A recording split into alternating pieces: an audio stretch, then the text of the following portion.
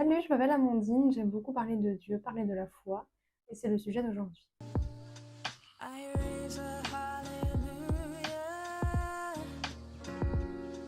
in the presence of my enemies. Salut tout le monde, j'espère que vous allez bien par la grâce de Dieu.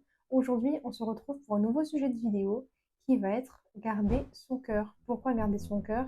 Comment garder son cœur? Parce que c'est un sujet, je dirais, plus qu'essentiel, plus que crucial pour notre marche avec Dieu. Laissez-moi commencer par Proverbes chapitre 4, verset 23. Garde ton cœur plus que toute autre chose, car de lui viennent les sources de la vie. Lorsque la Bible nous dit de garder notre cœur, ce n'est bien sûr pas notre cœur physique, mais ça symbolise nos pensées, le fait de surveiller nos pensées. Mais pourquoi Dieu insiste-t-il tant sur le fait de garder nos pensées? C'est parce que c'est une indication formelle qu'il y a un danger réel. Garder signifie préserver quelque chose en prenant des mesures spécifiques pour le défendre contre de potentiels dangers ou encore de menaces extérieures. Dieu ne nous aurait pas demandé de garder notre cœur s'il n'y aurait pas de danger aux alentours. On y viendra plus tard, mais Dieu s'attend à ce que chacun d'entre nous prenions notre rôle de gardien de notre cœur au sérieux. Parce que tu dois être conscient d'une chose, mais tu n'es pas obligé de subir les pensées qui t'assaillent. Tu n'es pas obligé de faire de ton âme une poubelle émotionnelle. Aucun d'entre nous ne devrait être contraint d'accepter que son cœur soit un dépotoir de pensées impures. Tu peux et tu as le droit de les chasser au nom de Jésus, parce qu'il y aura en permanence des pensées qui viendront frapper à la porte de ton cœur, qui voudront s'asseoir et contrôler tes décisions. Maintenant, on va observer à partir de la parole de Dieu quelles sont les 4 sources qui envoient des pensées vers notre âme. Premièrement, il y a les pensées qui viennent de nous. Psaume chapitre 94, verset 11. L'Éternel connaît les pensées de l'homme, il sait qu'elles sont vaines. Deuxièmement, il y a les pensées qui viennent de Dieu. 1 Corinthiens chapitre 2, verset 16. Car qui a connu la pensée du Seigneur pour l'instruire? Or nous avons la pensée de Christ. Déjà, on peut remarquer qu'il y a nos pensées et celles de Dieu. Et ce sont les pensées de Dieu qu'on doit accepter et faire rentrer dans notre âme. Car c'est avec la pensée de Christ que nous devons vivre notre vie chrétienne, c'est-à-dire marcher par l'Esprit.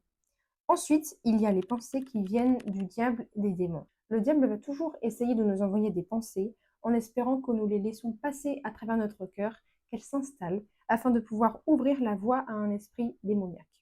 Et le problème, c'est que beaucoup d'entre nous pensons que tout ce que nous pensons vient de nous, alors que c'est faux. Même Jésus, Dieu le Fils, a été tenté par le diable dans le désert après 40 jours de jeûne par de mauvaises pensées. Et enfin, pour finir, il y a les pensées qui viennent de notre chair. 1 Pierre chapitre 2, verset 11.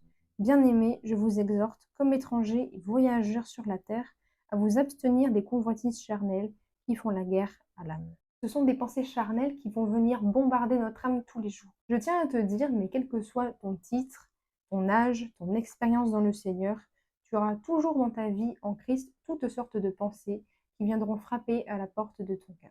Je tiens à rajouter quelque chose aussi, mais Dieu ne nous demande pas de fermer notre cœur, mais de garder notre cœur. Fermer, ça veut dire que c'est hermétique. Personne n'entre, personne ne sort. Mais garder, ça veut dire qu'il faut contrôler, analyser, regarder, scanner, identifier, filtrer ce qu'il faut contrôler avec le modèle de contrôle qui va bien. Ça veut dire que tu dois apprendre à filtrer tes pensées à partir de la parole de Dieu, car la parole de Dieu est la seule vérité. Car oui, je ne te l'apprends pas, mais tu dois avoir connaissance de la parole de Dieu afin de pouvoir repousser les mauvaises pensées et accepter les bonnes pensées. Ne soyons pas des chrétiens ayant un cœur alimenté, sans aucune retenue par toutes sortes de sources. Premièrement, notre cœur est un champ. La semence du diable, c'est quoi? C'est une pensée de péché, une pensée charnelle, une pensée silencieuse qu'il sème dans le champ de nos cœurs. Là où les gens sont surpris, c'est qu'ils banalisent la pensée qu'ils ont, en disant non, ce n'est qu'une petite pensée de critique, de débauche, de jugement. Mais le problème, ce n'est pas la pensée que nous avons en vérité, mais c'est lorsque nous l'entretenons et qu'elle finit par demeurer. Et lorsque la mauvaise pensée n'est pas retirée du champ de notre cœur, naturellement, elle va suivre la loi de la croissance. Elle va devenir un mauvais fruit, convoitise, querelle, division, excès de table, etc. Et ces œuvres de la chair vont venir maintenant combattre à l'intérieur de nous les fruits de l'esprit. La peur va venir combattre la foi, la haine vient combattre l'amour, la tristesse vient combattre la joie. Et soudainement, là où on était juste en romance avec Dieu, en paix avec Dieu, on se retrouve en train d'être combattu à l'intérieur de nous. Pourquoi? Parce que c'est quelque chose qui a grossi, grossi. Parce qu'à force de demeurer dans le mensonge, l'impudicité, la colère, l'amertume, et de garder ces choses comme un trésor, l'esprit dont c'est la nature finit par dire je viens et je m'installe. Tu n'es pas possédé, mais tu es oppressé. Ensuite, découvrons comment ne plus se laisser dominer par le diable. Il y a une vérité biblique qui a changé ma vie que je vais te partager. En fait, ce n'est pas à cause de ce qui s'est passé que ton cœur a été infecté par les œuvres de la chair. Je t'explique. En fait, tous les êtres humains ont tous, toi comme moi, une raison pour expliquer pourquoi il y a ça dans notre cœur. Mais je tiens à te dire que ce n'est pas parce que tu as découvert cette maladie que la peur est entrée. Ce n'est pas parce que tu as perdu ton travail que tu es tombé dans la dépression. Ce n'est pas parce que cette relation a été brisée que tu es tombé dans le rejet. Non. C'est simplement parce que tu n'as pas gardé ton cœur. La souffrance n'est pas le problème, mais c'est l'occasion favorable que le tentateur attendait pour venir te tenter et semer à l'intérieur de ton cœur. Je me doute que ce que j'ai dit n'est pas plu à tout le monde, mais ce que j'ai dit est biblique. Mais sincèrement, à chaque fois que notre âme sera secouée par un événement quelconque, chaque fois que notre cœur sera abattu, notre visage irrité, faisons attention aux décisions que nous allons prendre. Soyons sages, parce que c'est là l'occasion pour le tentateur de venir polluer notre cœur par ses mauvaises pensées en fait. Polluer notre vie, détruire notre caractère, détruire notre futur. Genèse chapitre 4 verset 7. Certainement, si tu agis bien, tu te relèveras. Si en revanche tu agis mal, le péché est couché à la porte et ses désirs se portent vers toi. Mais c'est à toi de dominer sur lui. Dans ce passage, Dieu parlait à Caïn. Le combat spirituel, c'est d'abord au niveau de la pensée. Mais Caïn avait la possibilité de ne pas subir les pensées et de les dominer. Caïn n'avait pas le Saint-Esprit, pourtant nous avons le Saint-Esprit et nous n'arrivons pas à dominer. Pourquoi nous n'arrivons pas à dominer? Parce que nous sommes séduits. Pourquoi nous sommes séduits? Parce que nous pensons que ce qui nous a mis en colère, ce qui nous a rendus amers, ce qui nous a déçus, c'est ce qui s'est passé. Et c'est faux, c'est parce que nous n'avons pas monté la garde. C'est parce que nous n'avons pas filtré le passage. C'est parce qu'on n'a pas examiné nos pensées et qu'on n'a pas chassé celles qui devaient être chassées, qui ne venaient pas de Dieu. La tendance à blâmer autrui ne date pas d'aujourd'hui, mais ça date déjà du temps d'Adam et Ève, au temps de la chute. Genèse chapitre 3 verset 12. L'homme répondit, la femme que tu as mise auprès de moi m'a donné de l'arbre et j'en ai mangé. Sous-entendu, je n'y suis pour rien. Déjà de un, c'est toi Dieu à qui revient la faute parce que tu l'as mise à côté de moi. Et de deux, c'est la femme qui m'a induit en erreur. Et maintenant, on a la réaction d'Ève. Genèse chapitre 3 verset 13. Et l'Éternel dit à la femme, pourquoi as-tu fait cela? La femme répondit, le serpent m'a séduite, j'en ai mangé. Ils ont tous deux accusé autrui au lieu de reconnaître que je suis responsable, je me suis laissé séduire, je n'aurais pas dû laisser la convoitise rentrer en moi. Et enfin, tu es responsable de l'état de ton cœur. Dieu a fait de chacun des êtres humains des vigiles des portes de leur cœur. Toi comme moi, sommes responsables du type de cœur que nous avons. Et parmi nous, il existe deux types de vigiles. Les vigiles vaillants et les vigiles fuyants. Les vigiles vaillants sont ceux qui assument leurs responsabilités en tant que gardiens et refusent les mauvaises pensées, tandis que les vigiles fuyants sont ceux qui abandonnent leur poste, qui désertent leur poste, qui fuient leurs responsabilités face aux événements. Et la question que tu peux te poser, qu'on doit se poser, c'est quel type de vigile moi je suis? Est-ce que je fais partie de ceux qui refusent la mauvaise graine que le diable veut semer dans mon cœur? Ou est-ce que alors je fais partie de ceux qui abandonnent leurs responsabilités face à ce que je rencontre? Et à quoi je reconnais que j'ai abandonné mon poste chaque fois que j'ai dit ce n'est pas à cause de moi? Parce qu'on vient de pointer soit une personne ou un événement, alors que Dieu nous voit responsables. Là, on vient de laisser la porte ouverte et on vient de fuir notre responsabilité. Si tu es dans ce cas, reconnais simplement avec humilité que tu n'as pas monté la garde et que tu as fui de ta responsabilité. Demande pardon. Un vigile, c'est une personne chargée d'une fonction de surveillance et de sécurité. Donc toi et moi devons assurer la sécurité et la surveillance à notre cœur, tout simplement. Ça doit être une surveillance de tous les instants. De la même manière que les vigiles fouillent naturellement les gens avant de les laisser passer, nous aussi devons fouiller nos pensées à partir de la parole de Dieu. Si tu te reconnais dans ce type de vigile précisément qui a déserté de son poste, ne culpabilise pas, ne t'inquiète pas, parce que oui, certes, tu es responsable, mais tu n'es pas coupable. Par exemple, imaginons un homme responsable d'une banque, de la clientèle, du personnel, des comptes, et un jour, un voleur arrive et braque une arme sur cet homme-là et lui demande de donner tout l'argent qu'il possède. Forcément, il va lui obéir. Qu'est-ce que ça veut dire? Que oui, certes, l'homme est responsable de la structure, mais il n'est pas coupable du vol qui a été commis. De la même manière, Nous sommes responsables de surveiller notre cœur, mais nous ne sommes pas coupables. Le vrai coupable, c'est le diable, et Dieu le jugera. Maintenant, on entre dans une autre partie tout à fait intéressante par rapport au fait de pourquoi garder son cœur. Premièrement, Dieu agira toujours dans notre vie, dans la tienne comme dans la mienne, suivant l'état et la qualité de notre cœur. Tout d'abord, Dieu ne fait rien sans sa parole. Et lorsqu'il veut agir dans ta vie, il va agir à partir de sa parole, car sa parole et lui ne forment qu'un, comme nous dit la Bible. Dans le chapitre 8 de Luc, on y voit Jésus nous donner une parabole très intéressante, qui est la parabole du semeur. Cette parabole nous décrit différents types de sols qui représentent les différentes façons que nous avons de recevoir la parole de Dieu. Certains acceptent le message, mais sont rapidement détournés par les persécutions et les épreuves. D'autres la rejettent, alors que certains la reçoivent pleinement et portent du fruit. Et dans cette parabole, on nous parle précisément de 4 types de cœurs. Il y a le cœur hautain, qui méprise la parole de Dieu parce qu'il a des préjugés. Tiens, non, ce pasteur, je ne l'aime pas trop, il fait des fautes d'orthographe, sa couleur de peau ne me plaît pas trop, j'aime pas son accent. Ensuite, il y a le cœur rocailleux, qui accueille la parole de Dieu avec enthousiasme, mais qui, dès que survient une persécution, dès que survient une épreuve, va abandonner à cause de cette épreuve-là.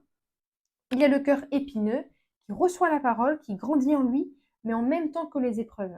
Et les épines, ça symbolise les convoitises du siècle présent, le monde, la distraction, la convoitise des richesses, etc., qui finit par étouffer la parole qui avait été reçue.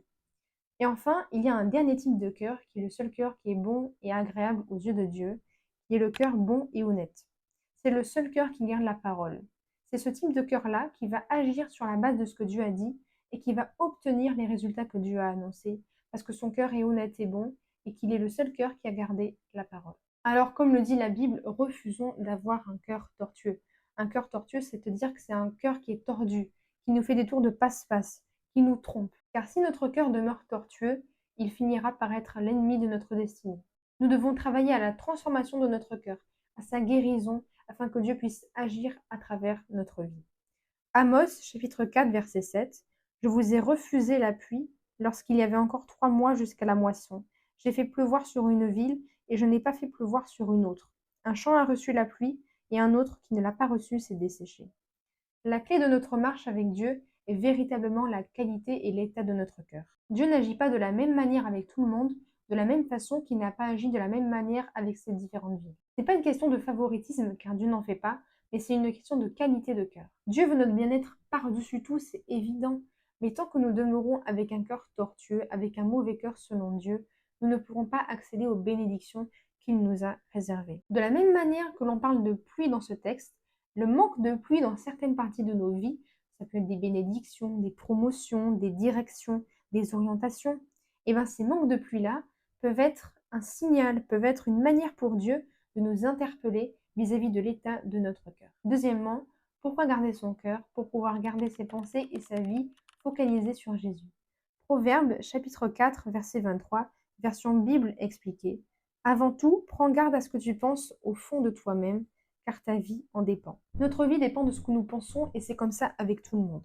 Sur cette terre, Dieu a prévu pour chaque être humain une destinée à accomplir. Mais lorsque nous ne gardons pas notre cœur de l'orgueil de la vie, des convoitises du monde, de la chair et du péché, notre cœur va nous jouer de mauvais tours et va nous faire passer à côté du plan de Dieu pour notre vie. C'est pourquoi le diable s'attarde à nous envoyer toutes sortes de pensées afin que notre vie soit inutile pour le royaume de Dieu, que nous ne brillions pas sur la terre.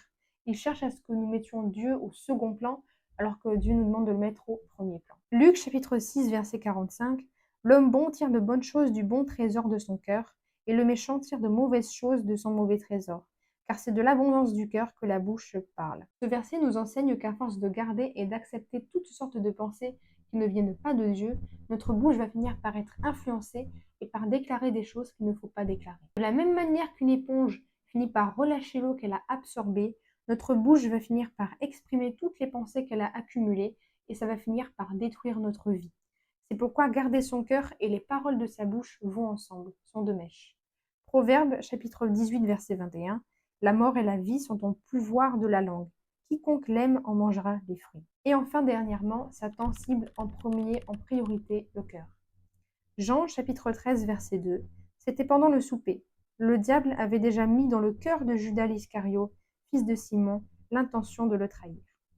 Le diable, comme je l'ai dit et je l'ai expliqué, a profité d'une occasion favorable pour semer une mauvaise pensée dans le cœur de Judas, qui l'a poussé à trahir Jésus et qui a abrégé sa vie avant le temps. Judas aurait pu avoir une fin extraordinaire, mais par subtilité, le diable a profité d'un événement qui a scandalisé son âme afin de pouvoir y venir semer sa mauvaise graine. 1 Pierre chapitre 5 verset 8. Soyez sobres, restez vigilants, votre adversaire le diable rôde comme un lion rugissant, cherchant qui dévorer. Notre cœur est convoité, il est le carrefour de nos émotions, de nos pensées, de nos sentiments. Et si le diable a accès à notre cœur, il aura accès à notre bouche, et il aura automatiquement accès à notre vie, parce que notre vie se forme à partir de ce que nous déclarons. C'est ce qu'il attaque en premier, parce qu'il sait que tout ce que Dieu va vouloir faire à travers de nous va dépendre de notre cœur, comme je l'ai dit plusieurs fois. C'est pour ça qu'il cherche. Maintenant, dernière partie qui est aussi très importante, on va parler de comment faire pour retirer donc de notre cœur tout ce que le Père n'a pas planté, toutes sortes de mauvaises graines, toutes sortes de mauvaises pensées, parce qu'on ne veut pas, je pense, toi comme moi, être concerné par ce qu'on a vu. On ne veut pas que notre cœur soit un dépotoir de mauvaises pensées, on ne veut pas que notre âme soit une poubelle émotionnelle. On n'a pas envie d'accepter toutes sortes de mauvaises pensées parce qu'on sait que ça va influencer notre avenir. Voyons. Il y a 3 étapes pour faire en sorte de retirer de notre cœur tout ce que le Père n'a pas planté, tout ce que Dieu n'a pas mis. Premièrement, il faut demander pardon à Dieu, simplement. Demande pardon à Dieu pour avoir laissé la peur, l'amertume, le manque de pardon, la haine rentrer en toi. Ensuite, il faut demander pardon à Dieu pour les personnes qui nous ont fait du mal, les personnes qui nous ont offensés, les personnes qui nous ont méprisés, les personnes qui nous ont injuriés. J'ai appris que derrière les gens qui nous blessent, il faut voir les gens qu'on a blessés. Les gens reproduisent ce qu'ils ont vécu et qui est inscrit dans leur subconscient. Derrière les gens qui te critiquent, qui te rabaissent, qui t'harcèlent, qui te méprisent, qui t'insultent, rentre dans leur passé, rentre dans leur enfance et tu vas voir qu'ils sont en train de faire avec toi ce qu'on a fait avec eux. Il faut apprendre à voir au-delà, à voir les yeux de l'esprit, à voir la mentalité que Dieu a. Parce qu'en fait, les gens sont manipulés. Ce sont des entités qui agitent les gens. Mais beaucoup d'entre nous regardons la personne qui nous a fait du mal au lieu de voir l'esprit qui agite la personne. Et on dit c'est toi, je t'en veux. Mais non, le monde entier est sous la puissance du malin. Alors, demandons pardon à Dieu pour eux. Ensuite, et ça c'est super important, il faut faire sortir l'esprit qui était venu à travers les œuvres de la chair. Parce que tu dois comprendre que les mauvais fruits qui sont sortis de toi, c'est devenu un arbre. L'arbre de la colère, l'arbre de l'amertume, l'arbre de l'impudicité, l'arbre de la jalousie, et que derrière cet arbre, derrière cette montagne, se cache un esprit. Donc chasse cet esprit, ordonne-le de partir, car Dieu t'a donné l'autorité pour chasser les démons. Si je devais dire une dernière chose, je dirais qu'on doit toujours penser dans nos prières à demander à Dieu de nous sonder, d'examiner nos cœurs, d'exposer les profondeurs de notre cœur. Ne nous appuyons pas sur notre propre analyse de la situation, mais crions à Dieu parce que lui seul connaît l'état de notre cœur. Si tu souhaites inviter Jésus dans ta vie, si tu souhaites faire la paix avec Dieu suite à cette vidéo, je t'invite à fermer les yeux et à prier avec moi. Seigneur Jésus, j'ai entendu ta parole et mon cœur est touché. Je te demande pardon pour tous mes péchés, conscients comme inconscients. Je t'accepte comme mon Seigneur et comme mon Sauveur personnel. Change mon cœur et change ma vie. Père, prends ma vie entre tes mains maintenant et fais de moi une nouvelle personne.